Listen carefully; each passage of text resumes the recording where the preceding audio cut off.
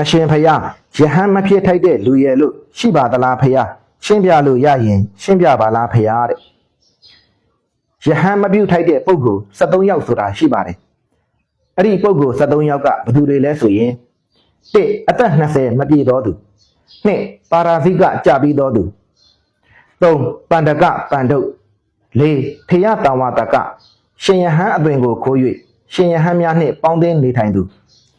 5တိဋ္ဌိယပက္ကံတကတိဋ္ဌိအယူသို့ပြောင်းသူ6ပိရိသနာတရိစ္ဆာန်9မာတုဂါရကအမိကိုတတ်သူ8ပိတုဂါရကအဖကိုတတ်သူ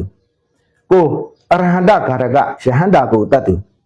10လောဟိတုပ္ပါဒကဖယားရှင်အားတွေးစိမ့်တီအောင်ပြုတော်သူ17တန်ခဗေဒကတန်ခါသိမ့်ခွဲတော်သူ